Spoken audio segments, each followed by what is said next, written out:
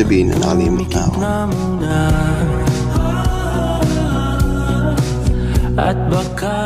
Pero tuwing nakikita ko ang mga masaya mong kasintahan, mabalik lahat ng alaala namin. Parang multo na lagi sumusunod. Some ghosts never really leave. Kala ko'y payapa, boses mo'y tumataw pa. Pero isang maling desisyon na sumira sa lahat. Ang oras ay hindi na maibabalik pa. Time lost can never be taken back, no matter how much you regret. Hindi ko rin ginusto na matapos ang lahat. Pero minsan, kahit mahal mo pa, kailangan mong lumayo. Kasi ang pagmamahal, hindi pa laging sapat. Akala ko kaya ko na siyang kalimutan. Pero sa bawat alaala, bumabalik ang lahat. His laugh, his touch, and his love. Ang hirap palang kalabanin ang multo ng nakaraan.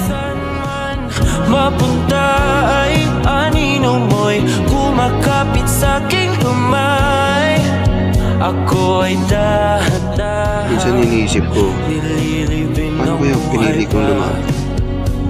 What if I held on a little tighter? What if I chose differently? Pero ang mga tanong na yan, mananatili na lang tayo. Because the past will never change. Ngayon, maiba ng kasama sa tabi ko. He's kind, he's good, but he's not him. At kahit gaano ko subukan, may bahagi ng puso ko na nananatili sa nakaraan.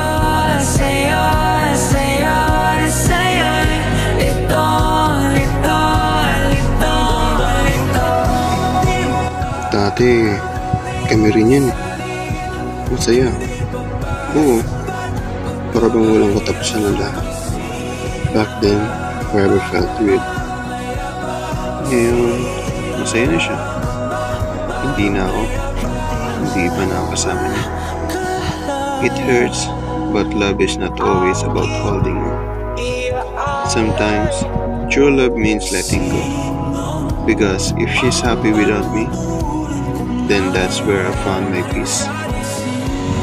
Akala nila masaya na ako, pero sa totoo lang, mahal ko pa rin siya. At iyon ang multo na ayokong aminin. Maybe in another life, we could have stayed. But here, I can only love him in silence. At sa aking pag-uwi sa aking tahanan. Pero, tahanan pa rin bang ituturing kung wala na siya? Hanggang sa isang gabi, tinapos ko ang lahat.